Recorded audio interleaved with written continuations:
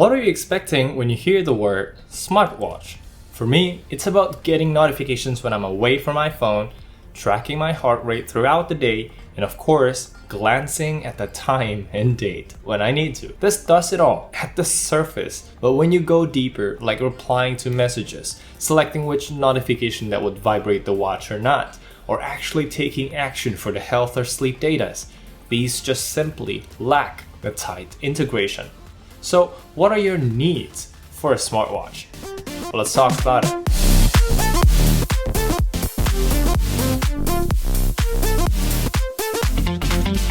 Selamat pagi! Good morning everyone, Kenneth here, and today we're reviewing the Haylou LS02 smartwatch, which I've been using for the past few months actually.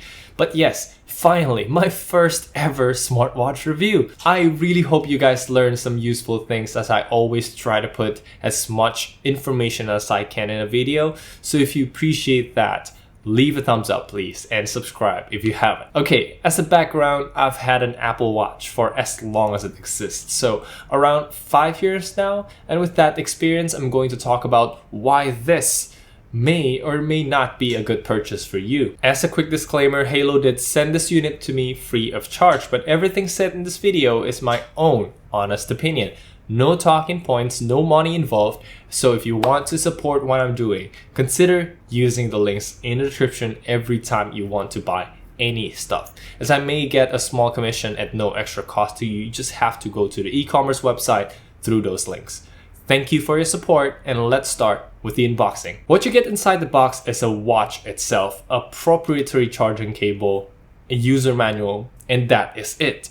Very straightforward. If we take a closer look at the design and the build quality, for the price, it is actually a very nicely built smartwatch. But you'll have to know that this is a common design that other companies may use, so don't be surprised if you see other familiar brands selling a smartwatch with exactly the same design. I've warned you. Though I can definitely say that it is made from high quality materials. Starting with the front, the screen is covered with a 2.5D glass, which is a flat glass that curves towards the edges. I've been using this without any screen protector, and so far no scratches yet, which is great. Though granted, I have grown a habit of not bumping my watch onto stuff. I'd say it's as strong as a regular tempered glass screen protector you install on your phone, so yeah, there's that. Now the screen itself is a touch sensitive 1.4 inch 320 by 320 square LCD that has quite some bezel, especially in the top and the bottom. And because this is an LCD screen, not an OLED, you will notice the bezels most of the time, except when you're looking at it straight from the top. The sides are covered by space gray aluminum with only one button on the right side. This button needs quite a bit more force to push it, but just like the entire watch, it feels high quality. The purpose of this button is to turn on the watch, turn it back off, or as a back button in menus. And as someone coming from the Apple Watch, I'm so used to tapping on the screen to turn it on and slamming the screen with my palm to turn it off, but none of it works here, so you gotta press that button. Now, onto the back side, this part is plastic and more plastic. So yes, the heart rate sensor is not covered by glass. But how do I know, you might ask? Actually, you can see it from how it reflects light. Just check it out later if you get one. A straight light will look kind of bendy here, which is a sign of plastic. So for the heart rate sensor, I'd recommend you to not put it directly on tables like this, but try to cover it with the wristband. You'll thank me later in a year or two because you'll see much less scratches there. Also, there's that charging contact pins and magnets up top, but just to let you know, these are not reversible. Moving on to the wrist strap, this is again very high quality. It is comfortable to wear, and with a small tab here, you can easily detach it and swap it with a third-party strap of your liking. Just remember to buy the 20mm one. Also, because this is a soft silicone material, it is ready to be taken on exercises, and when you're done, you can wash the entire thing. This unit is IP68 water resistant. Haylou really just got all the basics covered here. Now, speaking about battery life real quick before we talk about all the features, this lasts just as claimed, which is great. 20 days with always on heart rate monitoring. Let me repeat that, 20 days with all the features turned on. With a decent amount of notifications per day, you can expect this to drop around 5% per day. But of course, it will use more juice if you are using the exercise modes or if you get more notifications and calls every day. But to actually reach 20 days in my own personal usage is insanely good. We're in the Mi Band territory now, or even better than a Mi Band 5 actually, and we have a much more usable screen real estate here. Also, if you turn off the heart rate monitoring, it'll take a whole month to empty the battery. Let that sink in. 30 flippin' days.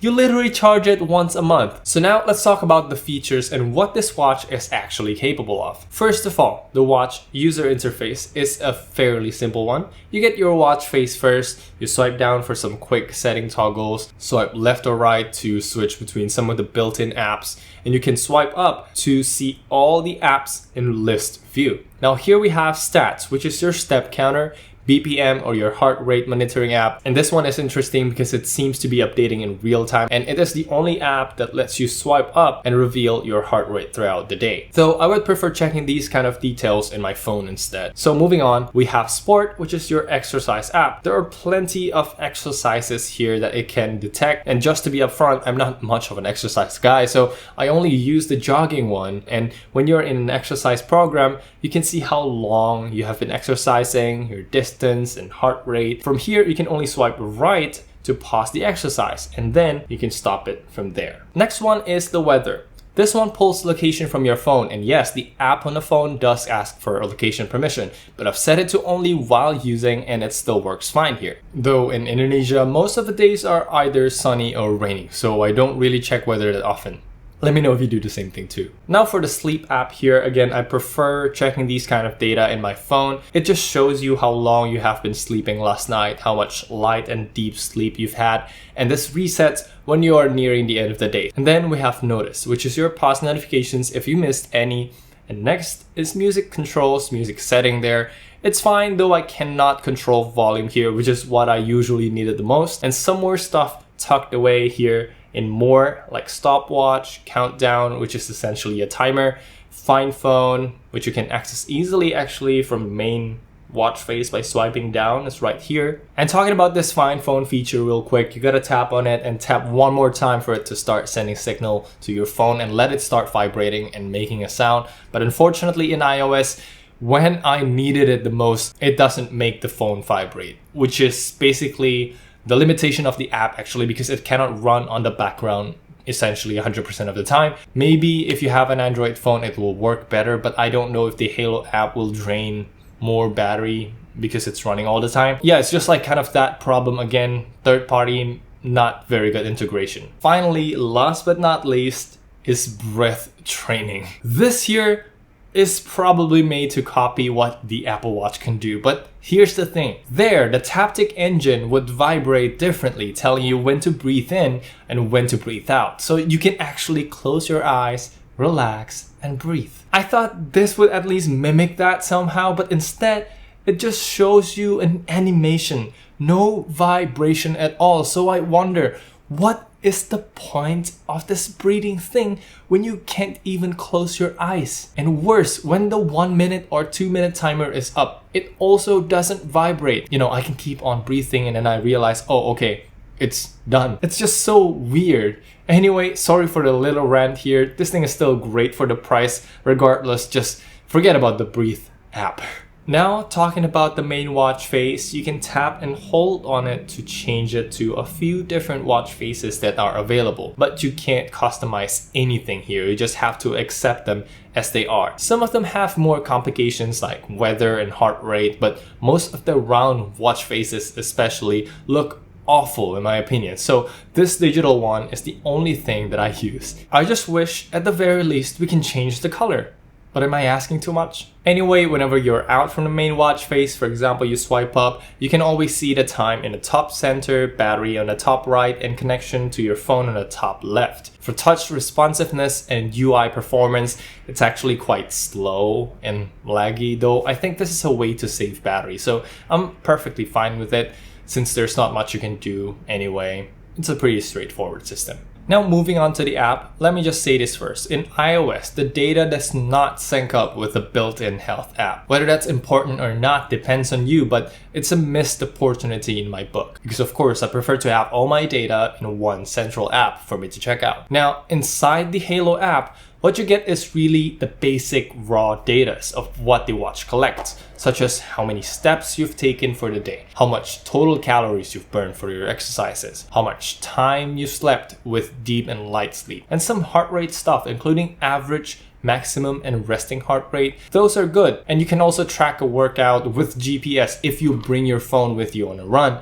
But remember, the data won't go anywhere else. You just see how much you've exercised, and that's about it. As far as I know, I don't think you can export any of these data as well. Now, onto the rightmost section, we can customize some setting for the watch like you see in the screen right now. You can turn off most of the things, and I believe this is fine at the price they're selling at, but I would love to see more, like Watchface Customization that I just mentioned. Maybe just the colors will be fine, and integration with the health app would be super. But probably the most important setting here is the message notice option, where you can customize which notification goes to your watch and which will not. Here we have some Chinese messaging apps, Facebook, Twitter, WhatsApp, and most popular social media app, but that's about it. Everything else will be tucked in the very bottom at other notification setting.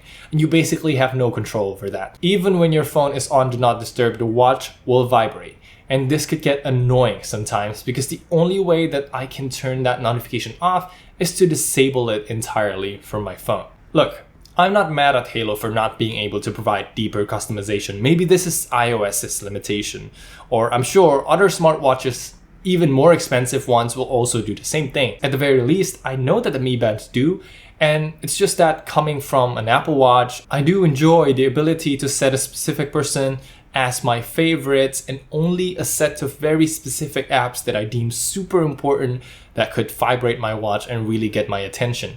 The rest can just go to. So you have to understand that this is a fairly basic smartwatch with basic notification settings and features, and you'll be fine. My only real gripe here is the Do Not Disturb setting on the watch. It does not seem to do anything. Notifications still pop up and they still vibrate. Did I tell you not to disturb me? So I ask you this question again. What do you want to do with a smartwatch? If it's to have a little thing that vibrates when you got a phone call or a message, then it can track your exercises, sleep, heart rate. This will do a perfectly fine job. But if you want more than that, you want to actually answer calls without reaching for your phone. You want to dictate a reply to a message. You want only a specific set of people who can vibrate your watch. You want all these health data to be integrated with the health app. Then this is not for you. But considering the low price of $20, absolutely no one can fault this. The build quality and the fact that it works already makes it worth it. And then it can last you up to a whole freaking month. It's just insane stuff. I recommend it all the way. Way more than the Mi Bands, honestly, because I prefer more screen real estate so I can read my notifications easier. But what about you? Let me know down in the comments below, what do you think about the Haylou LS02 compared to the previous gen, the LS01. This got improved on the battery life, which is so great. And the Haylou Solar, it's similar to this, but it has a round design. So if you like that better, get that. But in general, all the Haylou smartwatches are basically the same thing on the inside. It's a basic notification machine, it's a health tracker, and a watch. If that sounds like the watch you want, well, check out the links in the description and help me support the channel. Okay, that is it for the video. Don't hesitate to leave a comment if you have more questions or suggestions. Hit the thumbs up if you haven't subscribed, or watch my channel intro first. I'll link it up here if you want to know more about me. And you can also follow me on Instagram and Twitter. I'm at NameKen to know more about my everyday life. Thank you so much for watching. I'm Kenneth, and I will see you in the next video. Bye.